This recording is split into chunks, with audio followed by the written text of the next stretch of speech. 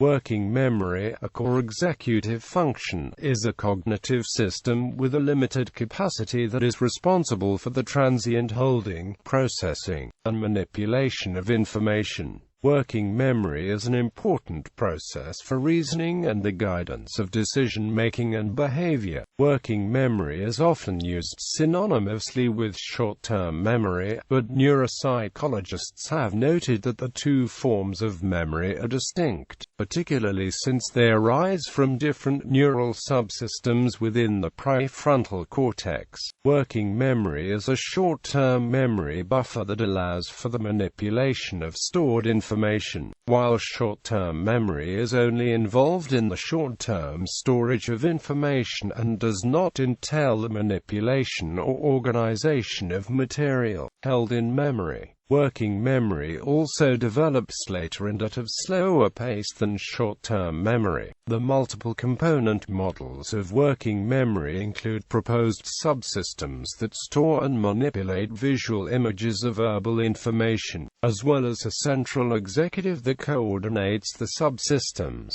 It includes visual representation of the possible moves and awareness of the flow of information into and out of memory, all stored for a limited amount of time. Working memory is essential for navigating complex cognitive tasks such as comprehension, learning and reasoning. Working memory, categorization, and reasoning have been shown as related functions of structural organization theory. Working memory tasks require monitoring as part of completing goal-directed actions in the setting of interfering processes and distractions. The cognitive processes needed to achieve this include the executive and attention control of short-term memory, which permit the interim integration, processing, disposal, and retrieval of information.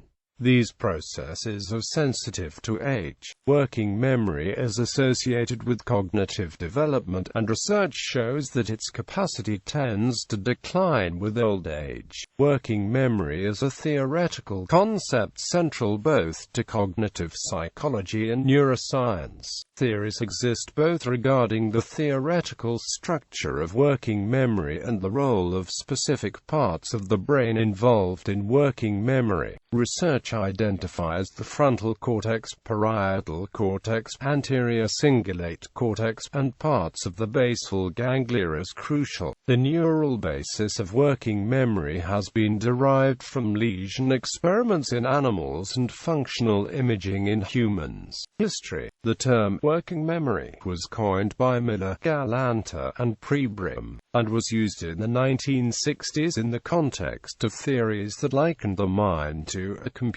In 1968, Atkinson and Shiffrin used the term to describe their short-term store. What we now call working memory was formerly referred to variously as a short-term store, or short-term memory, primary memory, immediate memory, operant memory, and provisional memory.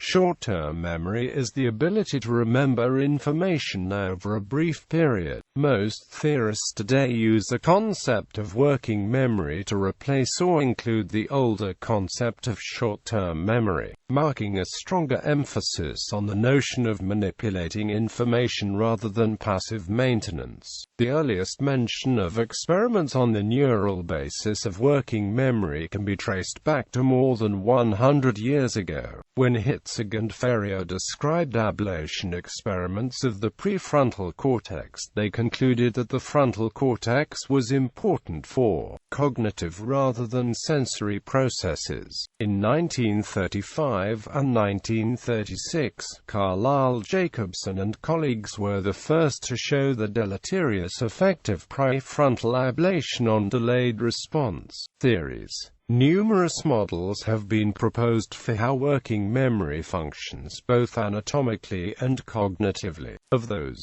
three that are well known are summarized below. Baddeley and Hitch in 1974. Baddeley and Hitch introduced the multi-component model of working memory. The theory proposed a model containing three components: the central executive, the phonological loop, and the visuospatial sketchpad, with the central central executive functioning as a control center of sorts, directing info between the phonological and visuospatial components. The central executive is responsible inter alia for directing attention to relevant information, suppressing irrelevant information and inappropriate actions, and coordinating cognitive processes when more than one task is simultaneously performed. A central executive is responsible for supervising the integration of information and for coordinating slave systems that are responsible for the short-term maintenance of information. One slave system, the phonological loop, stores phonological information and prevents its decay by continuously refreshing it in a rehearsal loop. It can, for example, maintain a 7-digit telephone number for as long as one repeats the number to oneself again and again. The other slave system, the visuospatial sketchpad, stores visual and spatial information. It can be used, for example, for constructing and manipulating visual images and for representing mental maps. The sketchpad can be further broken down into a visual subsystem and a spatial subsystem. In 2000, Baddeley extended the model by adding a fourth component, the episodic buffer, which holds representations that integrate phonological, visual, and spatial information, and possibly information not covered by the slave systems. The episodic buffer is also the link between working memory and long-term memory. The component is episodic because it is assumed to bind information into a unitary episodic representation. The episodic buffer resembles Tulving's concept of episodic memory, but it differs in that the episodic buffer is a temporary store. Cowan regards working memory not as a separate system, but as a part of short-term memory, and extends it to include long-term memory. Representations in working memory are a subset of representations in long-term memory. Working memory is organized into two embedded levels. The first consists of long-term memory representations that are activated. There can be many of these. There is theoretically no limit to the activation of representations in long-term memory. The second level is called the focus of attention. The focus is regarded as having a limited capacity and holds up to 4 of the activated representations. Obrow has extended Cowan's model by adding a third component, a more narrow focus of attention that holds only one chunk at a time. The one-element focus is embedded in the 4-element focus and serves to select a single chunk for processing. For example, 4 digits can be held in mind at the same time in Cowan's focus of attention. When the individual wishes to perform a process on each of these digits, for example, adding the number 2 to each digit, separate processing is required for each digit. As most individuals cannot perform several mathematical processes in parallel, Obrow's attentional component selects one of the digits for processing, and then shifts the attentional focus to the next digit, continuing until all digits have been processed. Erickson and Kinch. And as Erickson and Walter Kinch argued that we use skilled memory in most everyday tasks. Tasks such as reading, for instance, require us to maintain in memory much more than 7 chunks, with the capacity of only 7 chunks. As had been proposed by Miller in 1956, our working memory would be full after a few sentences, and we would never be able to understand the complex relations between thoughts expressed in a novel or a scientific text. We accomplish this by storing most of what we read in long-term memory and linking them together through retrieval structures. We need to hold only a few concepts in working memory, which serve as cues to retrieve everything associated to them by the retrieval structures. Erickson and Kinch refer to this set of processes as long-term working memory. Retrieval structures vary according to the domain of expertise, yet as suggested by Gobert, they can be categorized in three typologies: generic retrieval structures, domain knowledge retrieval structures, and the episodic text structures. The first corresponds to Erikson and Kinch's classic retrieval structure. This is developed deliberately and is arbitrary. Domain knowledge retrieval structures are similar to patterns and schemas.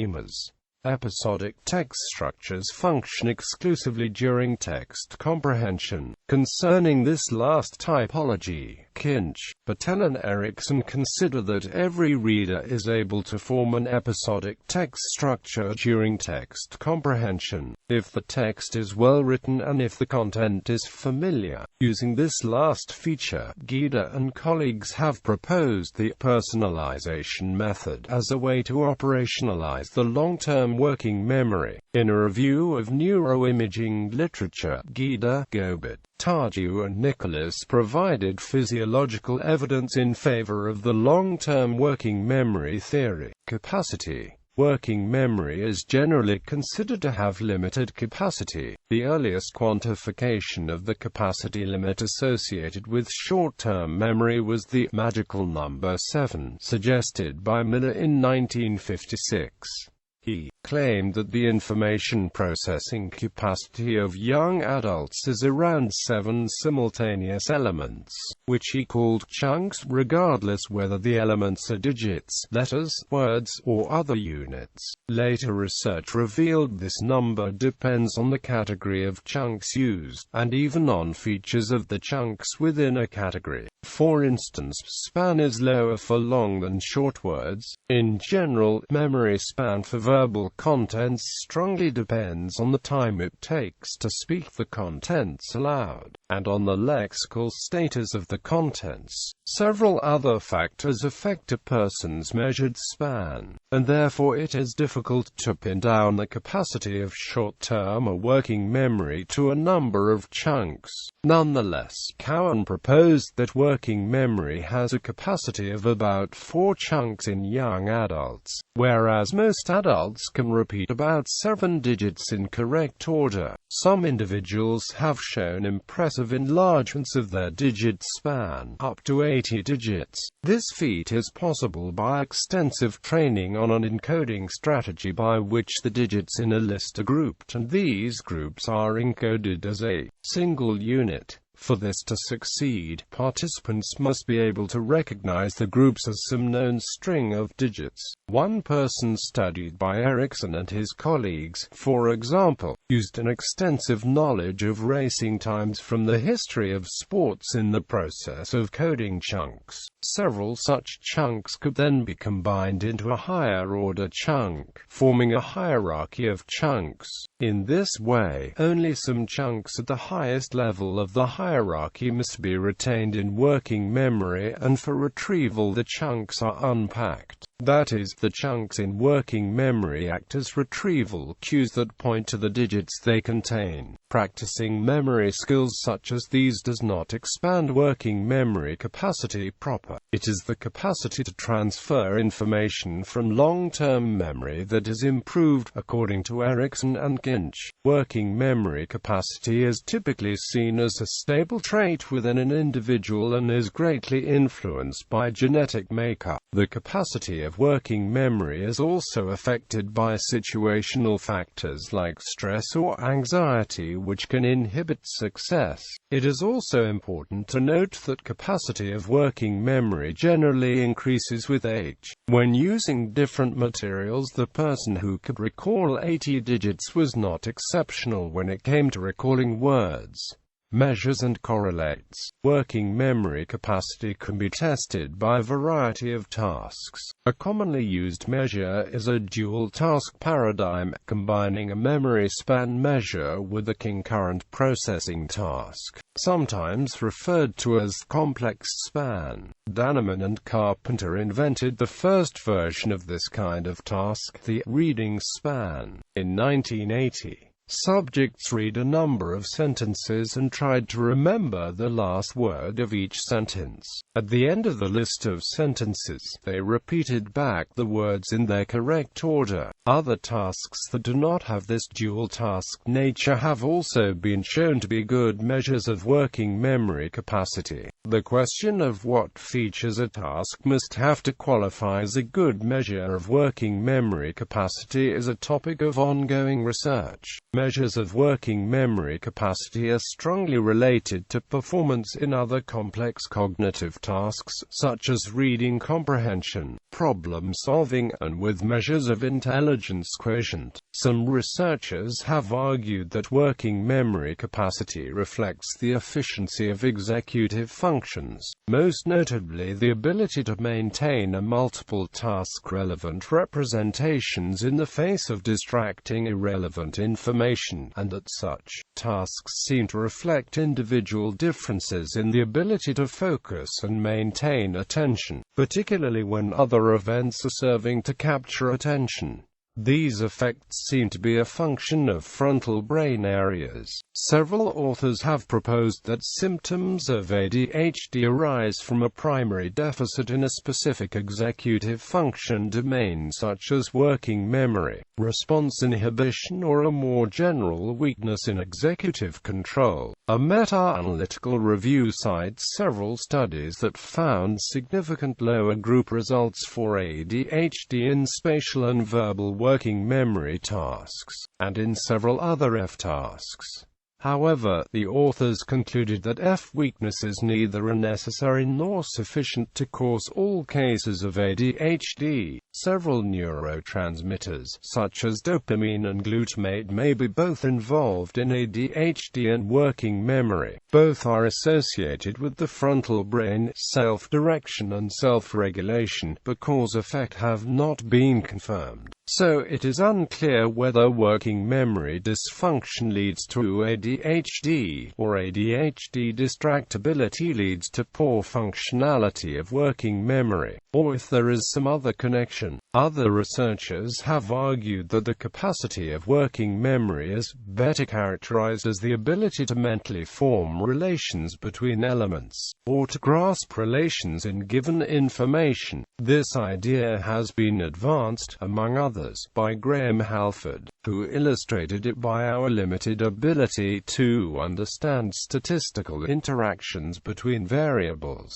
These authors asked people to compare written statements about the relations between several variables to graphs illustrating the same or a different relation, as in the following sentence: if the cake is from France, then it has more sugar if it is made with chocolate than if it is made with cream. But if the cake is from Italy, then it has more sugar if it is made with cream than if it is made of chocolate. This statement describes a relation between three variables, which is the maximum most individuals can understand. The capacity limit apparent here is obviously not a memory limit but the limit to how many relationships are discerned simultaneously. Experimental studies of working memory capacity. Different approaches. There are several hypotheses about the nature of the capacity limit. One is that a limited pool of cognitive resources needed to keep representations active and thereby available for processing, and for carrying out processes. Another hypothesis is that memory traces in working memory decay within a few seconds, unless refreshed through rehearsal, and because the speed of rehearsal is limited, we can maintain only a limited amount of information. Yet another idea is that representations held in working memory capacity interfere with each other. Several forms of interference have been discussed by theorists. One of the oldest ideas is that new items simply replace older ones in working memory.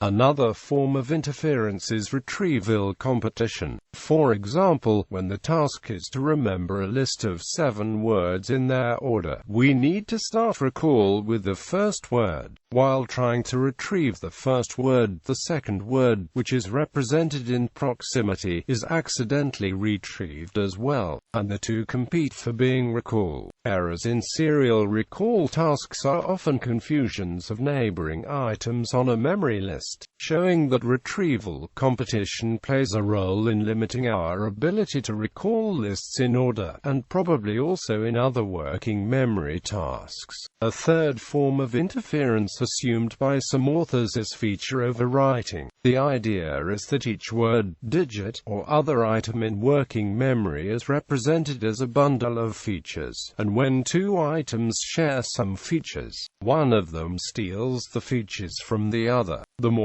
items are held in working memory, and the more the features overlap, the more each of them will be degraded by the loss of some features. Time-based resource sharing model. The theory most successful so far in explaining experimental data on the interaction of maintenance and processing in working memory is the time-based resource sharing model.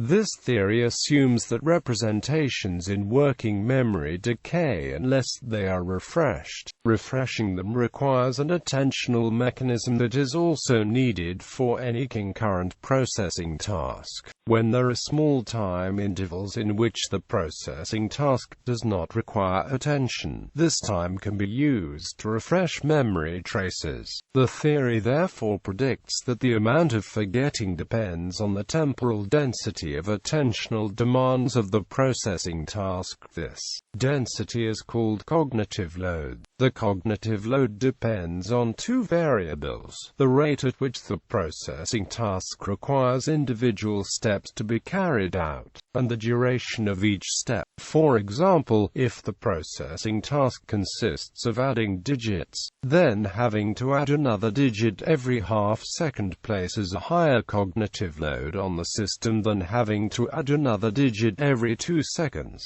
The interference hypothesis predicts that processing steps use up memory slots, but the simple decay hypothesis predicts that increased processing time causes memory to decay. In a series of experiments, Baruile and colleagues have shown that memory for lists of letters depends neither on the number of processing steps nor the total time of processing but on cognitive load. Adding larger digits takes more time than adding smaller digits, and therefore cognitive load is higher when larger digits must be added. One difficulty for the time-based resource sharing model, however, is that the similarity between memory materials and materials processed also affects memory accuracy. Limitations. None of these hypotheses can explain the experimental data entirely. The resource hypothesis, for example, was meant to explain the trade-off between maintenance and processing. The more information must be maintained in working memory, the slower and more error-prone concurrent processes become, and with a higher demand on concurrent processing, memory suffers. This trade-off has been investigated by tasks like the reading span task described above. It has been found that the amount of trade-off depends on the similarity of the information to be remembered and the information to be processed. For example, remembering numbers while processing spatial information, or remembering spatial information while processing numbers,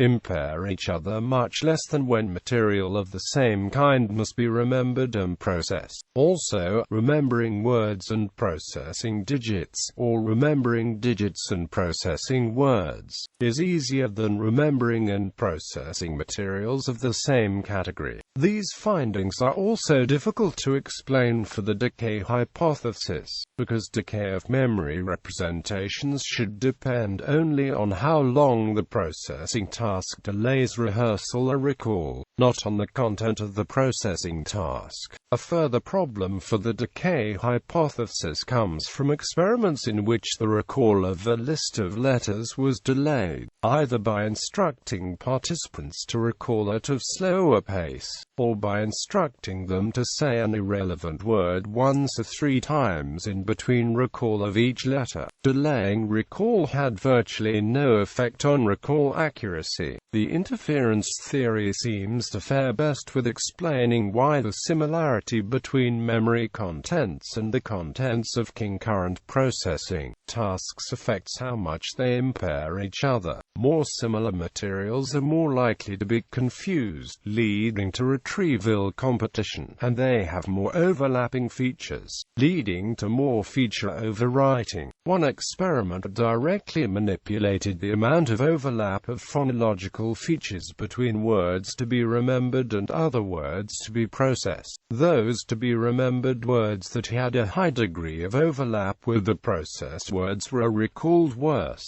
lending some support to the idea of interference through feature overwriting. Development. The capacity of working memory increases gradually over childhood and declines gradually in old age. Childhood measures of performance on tests of working memory increase continuously between early childhood and adolescence, while the structure of correlations between different tests remains largely constant. Starting with work in the Neo-Piagetian tradition, theorists have argued that the growth of working memory capacity is a major driving force of cognitive development. This hypothesis has received substantial empirical support from studies showing that the capacity of working memory is a strong predictor of cognitive abilities in childhood. Particularly strong evidence for a role of working memory for development comes from a longitudinal study showing that working memory capacity at one age predicts reasoning ability at a later age. Studies in the Neo-Piagetian tradition have added to this picture by analyzing the complexity of cognitive tasks in terms of the number of items or relations that have to be considered simultaneously for a solution. Across a broad range of tasks, children manage task versions of the same level of complexity at about the same age, consistent with the view that working memory capacity limits the complexity they can handle at a given age. Aging working memory is among the cognitive functions most sensitive to decline in old age. Several explanations have been offered for this decline in psychology. One is the processing speed theory of cognitive aging by Tim Salthouse, drawing on the finding of general slowing of cognitive processes as people grow older. Salthouse argues that slower processing leaves more time for working memory contents to decay, thus reducing effective capacity. However, the decline of working memory capacity cannot be entirely attributed to slowing because capacity declines more in old age than speed. Another proposal is the inhibition hypothesis advanced by Lynn Hasher and Rose Sachs. This theory assumes a general deficit in old age in the ability to inhibit irrelevant or no longer relevant information. Therefore, working memory tends to be cluttered with irrelevant contents that reduce the effective capacity for relevant content. The assumption of an inhibition deficit in old age has received much empirical support, but so far it is not clear whether the decline in inhibitory ability fully explains the decline of working memory capacity. An explanation on the neural level of the decline of working memory and other cognitive functions in old age has been proposed by West. He argued that working memory depends to a large degree on the prefrontal cortex, which deteriorates more than other brain regions as we grow old.